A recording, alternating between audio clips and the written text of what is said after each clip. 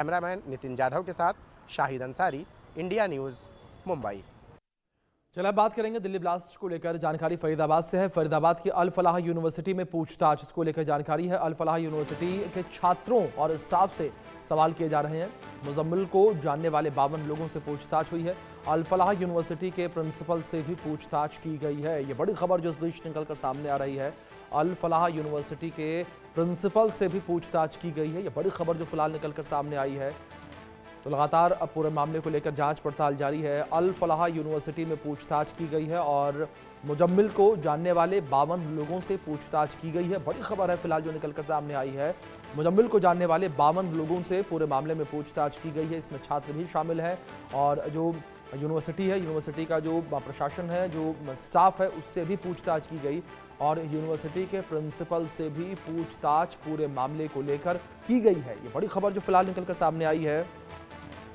अल फलाह university में पूछताछ जो है वो स्टाफ से की गई है। ये बड़ी खबर जो फिलहाल निकलकर सामने आई है। तो स्टाफ से पूरे मामले को लेकर पूछताछ की गई है। मुजम्मिल को लेकर पूछताछ की गई है और करीब 52 लोगों से पूछताछ को लेकर जानकारी सामने आ रही है। 52 लोगों से पूछताछ की गई है इस पूरे मामले में। बड़ी खबर है ये दिल्ली ब्लास्ट को लेकर। ये बड़ी जानकारी निकलकर सामने आई है जहाँ 52 लोगों से पूछताछ की गई। इसमें जो यूनिवर्सिटी का स्टाफ है वो भी शामिल है और साथ ही साथ यहाँ पर छात्र भी शामिल हैं। जो छात्र अल फलाह यूनिवर्सिटी में पढ़ते हैं उनसे भी पूछताछ की गई है। ये बड़ी खबर जो इस बीच निकलकर सामने आई है। पूरे मामले को लेकर लगातार जांच पड़ताल की जा रही है।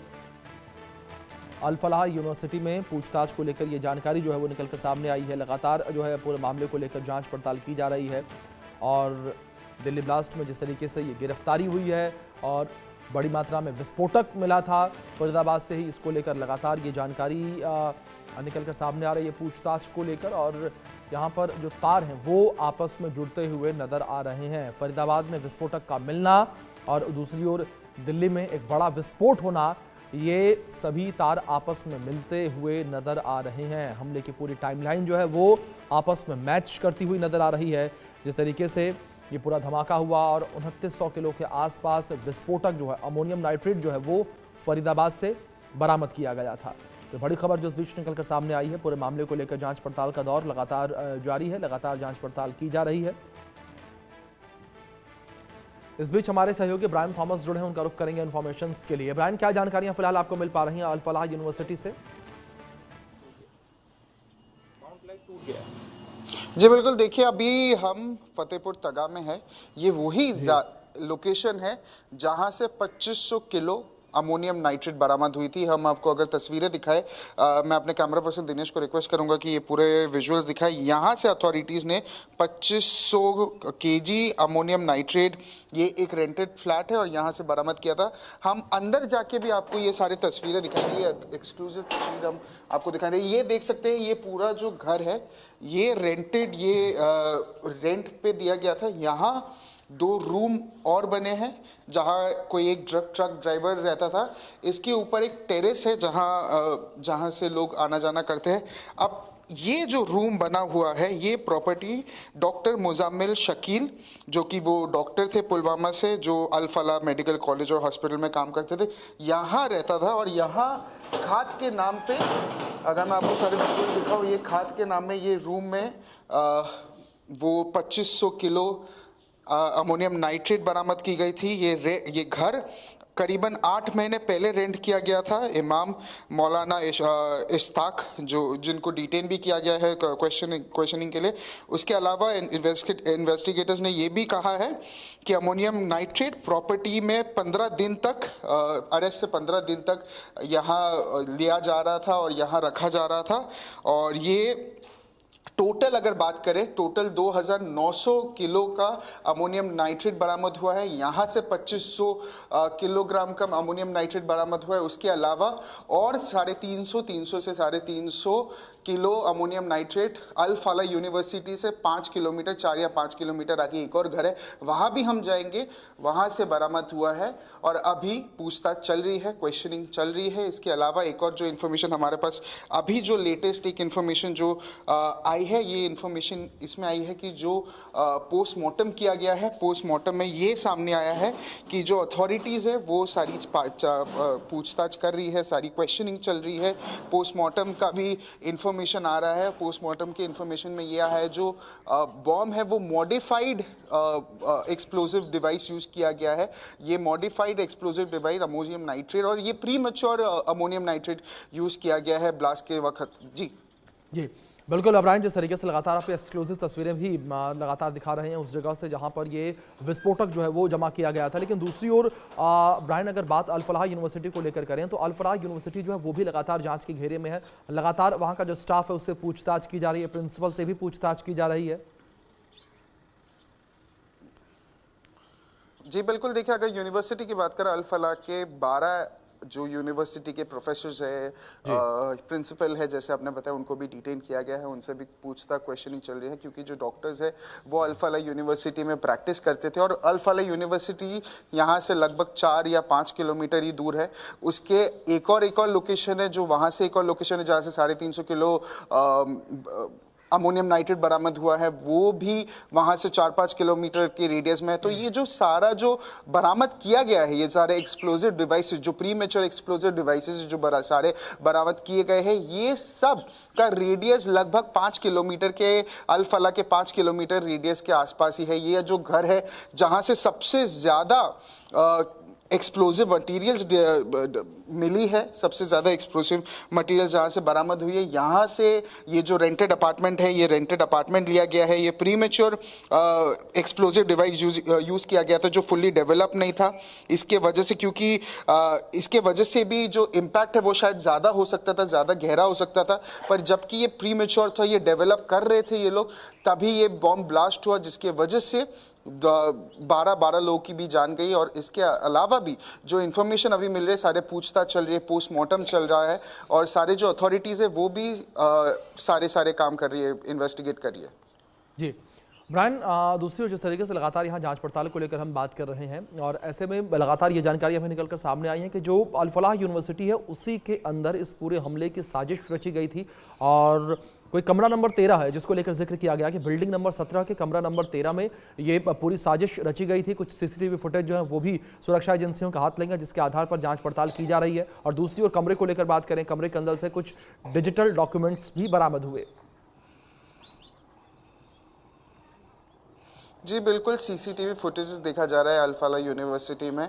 जो डिजिटल एविडेंसेस, इस समय डिजिटल एविडेंसेस भी काफ़ी ज़्यादा इंपॉर्टेंट है। व्हाट्सएप चैट्स भी देखा जा रहा है, जहां काफ़ी सारे व्हाट्सएप जो चैट्स थे वो भी डिलीट किए गए थे। इसके अलावा जो एविडेंसेस है उसको बिल्कुल अब्राहम मैं रोकूंगा, अब्राहम आपको रोकूंगा। इस बीच बड़ी खबर निकलकर सामने आई है, उसका रुख कर लेते हैं। जहां दिल्ली धमाके से जुड़ी ये बड़ी खबर निकलकर सामने आई है, सूत्रों के हवाले से गिरफ्तार डॉक्टर शाहीन का बड़ा कबूलनामा सामने आया है। 2 साल से विस्फोटक इकट्ठा कर रही थी शाहीन, उसने ये कबूला। सूत्रों के हवाले से बड़ी अपडेट निकलकर सामने आई है। जांच एजेंसी की पूछताछ में शाहीन ने अपनी प्लानिंग बताई है। सूत्रों के हवाले से बड़ी खबर है ये, और बड़े धमाके की प्लानिंग में थे शाहीन और उसके साथी। सूत्रों के हवाले से बड़ी खबर निकलकर सामने आ रही है। और डॉक्टर शाहीन सईद जो गिरफ्तार की गई है, 45 साल इसकी उम्र है, MBBS MD डॉक्टर है, लेकिन उसके बावजूद ये आतंकी घटनाओं को अंजाम दे रही थी। पिछले 2 साल से जो विस्फोटक है वो इकट्ठा किया जा रहा था और एक बड़े धमाके की प्लानिंग में शाहीन और उसके साथी थे। ये बड़ी खबर निकलकर सामने आई है। लखनऊ की रहने वाली है शाहीन और 2 साल से जो है वो लगातार विस्फोटक इकट्ठा कर रही थी। पूछताछ में ये एक बड़ा कबूलनामा कहा जा सकता है। दिल्ली ब्लास्ट में गिरफ्तार डॉक्टर शाहीन के द्वारा ये कबूला गया है पूछताछ में। जिस तरीके से लगातार सुरक्षा एजेंसियां उससे पूछताछ कर रही हैं, ये बड़ी खबर निकलकर सामने आई है। 2 साल से विस्फोटक इकट्ठा कर रही थी वो अपने साथियों के साथ मिलकर, और एक बड़ी हमले की प्लानिंग थी, एक बड़े धमाके की प्लानिंग थी। ये बड़ी अपडेट निकलकर सामने आई है, लेकिन उससे पहले ही सुरक्षा एजेंसियों ने छापेमारी करके भारी मात्रा में करीब 2900 किलो जो ये विस्फोटक है उसे बरामद किया और इनके प्लान पर पानी फेर दिया। लेकिन फिर भी दिल्ली में धमाका कर बैठे और ये धमाका भी जल्दबाजी में हुआ। इसको लेकर भी जानकारी सामने आई है, क्योंकि जो आरोपी डॉक्टर उमर था, जो संदिग्ध कार के अंदर बैठा पाया गया, वो घबराया हुआ था छापेमारियों से। लगातार जिस तरीके से उसके साथी पकड़े जा रहे थे उससे वो डरा हुआ था और जल्दबाजी में उसने ये धमाका कर दिया दिल्ली में, लाल किले के सामने, मेट्रो गेट नंबर 1 के पास। लेकिन इस बीच ये बड़ी जानकारी सामने आई है दिल्ली ब्लास्ट को लेकर। दिल्ली ब्लास्ट में गिरफ्तार डॉक्टर शाहीन ने कबूला है कि 2 साल से वो विस्फोटक इकट्ठा कर रही थी और बड़ा धमाका करने की प्लानिंग में शाहीन थी और उसका साथी जो है वो भी एक बड़ा धमाका करने की प्लानिंग में थे। ये बड़ी अपडेट निकलकर सामने आई है सूत्रों के हवाले से। ये बड़ी खबर निकलकर सामने आई है दिल्ली धमाके में, सूत्रों के हवाले से बड़ी जानकारी है। गिरफ्तार डॉक्टर शाहीन का बड़ा कबूलनामा सामने आया है। ब्राइन हमारे सहयोगी लगातार बने, उनका रुख करेंगे। ब्राइन, जिस तरीके से सूत्रों के हवाले से बड़ी खबर ये निकलकर सामने आई है और शाहीन ने ये कबूला है कि वो एक बड़े धमाके की प्लानिंग में थे और पिछले 2 सालों से विस्फोटक इकट्ठा कर रहे थे। जी बिल्कुल, देखिए ये जो अभी उन्होंने जैसे सोर्सेज से हमको समझ में आ रहा है, सोर्सेज से जो हमको पता चला है कि ये प्लानिंग 2 साल से चल रही है। एक्सप्लोजिव जो मटेरियल्स है वो 2 साल से ये जो 5 डॉक्टर्स है ये कलेक्ट कर रहे थे। यहाँ से जैसे अगर हम लोकेशन भी दिखाए, यहाँ से 2500 किलो बरामद हुई थी। इसके अलावा 5 डॉक्टर्स ऐसे जो इसमें शामिल है, doctor Muzammil, doctor Adil, doctor Shaheen, doctor Mohiuddin और डॉक्टर उमर मोहम्मद। इसके अलावा डॉक्टर शाहीन ने अभी ये कहा कि ये जो प्लानिंग ये 2 साल से ही चल रही थी। इसके अलावा भी इन्होंने ये कहा प्रॉपरली कि और इनको अरेस्ट किया गया है दिल्ली पुलिस के द्वारा और जब क्वेश्चनिंग इंटरोगेशन में ये पता चला है कि ये प्लानिंग काफ़ी दिन से चल रहा है। इसके अलावा भी ये कहा गया है कि काफ़ी सारे रेड्स भी किए गए हैं एजेंसी के द्वारा।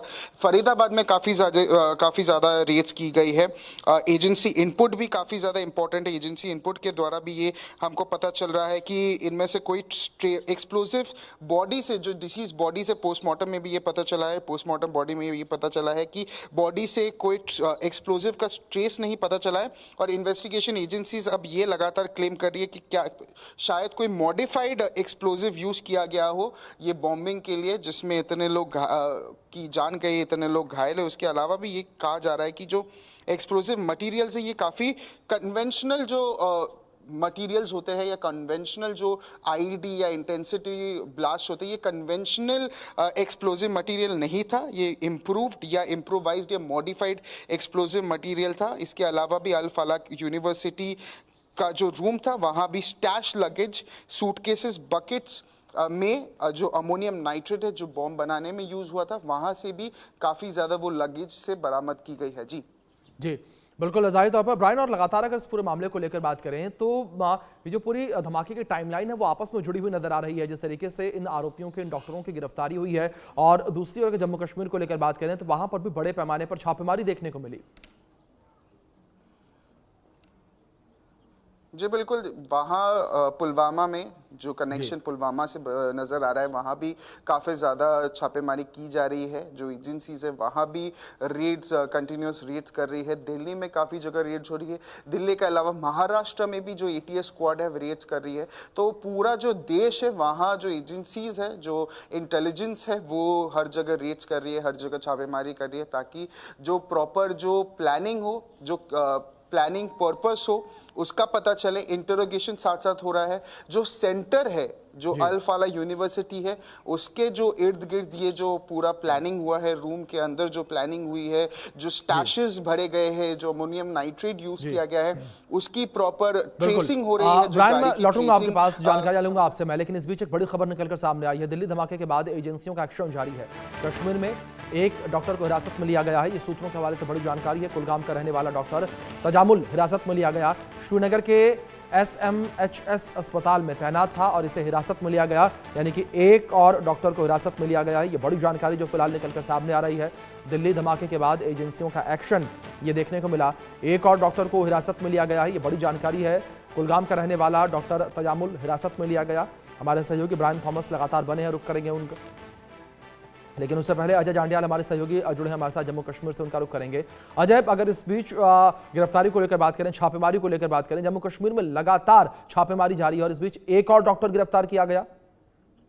देखिए बिल्कुल अभिषेक, आपको बता दूं कि जो ताजा जानकारी है, अभी तक पिछले 24 घंटों में जम्मू कश्मीर में लगभग 150 गिरफ्तारियां या फिर कहें कि हिरासत में लिए जाने की वाकया हुए हैं, जिसमें 150 लोगों को हिरासत में लिया गया है। मगर सबसे अहम कड़ियां जो है वो 2 डॉक्टर पकड़े गए हैं। कल देर रात जो है डॉक्टर तजम्मुल जो SMH में जो है वो प्रैक्टिस कर रहे थे, उनको जो है हिरासत में लिया गया है, उनसे पूछताछ चल रही है। उससे पहले डॉक्टर सजाद जो है उनको गिरफ्तार किया गया था। तो कहीं ना कहीं लगातार जो गिरफ्तारियों का सिलसिला है या फिर सवाल जवाब का सिलसिला है उन लोगों से जारी है जिनके ऊपर जो सस्पेक्ट्स हैं। दरअसल हुआ ये है कि दो चीजें जो एक ही वक्त सामने आई हैं, जिसमें फरीदाबाद में जो टेरर नेक्सस पकड़ा गया, उसके साथ साथ जो दूसरी चीज की जो दिल्ली धमाके हुए उसके बाद जो कड़ियां जुड़ी हैं उसमें कश्मीर लिंक जो है वो पाया गया है। उसी कश्मीर लिंक को खंगालने के लिए, पूरे तरीके से सुनिश्चित करने के लिए कि जो भी इसके जिम्मेदार हैं उनको जो है वो बिल्कुल अजय, लगातार अगर जांच को लेकर बात करें तो जम्मू कश्मीर में भी दिल्ली धमाके को लेकर जांच पड़ताल तेज है, गिरफ्तारियां और हिरासत में लोगों को लगातार लिया जा रहा है। अजय फिलहाल बहुत शुक्रिया। ब्रायन आपका भी बहुत शुक्रिया जुड़ने के लिए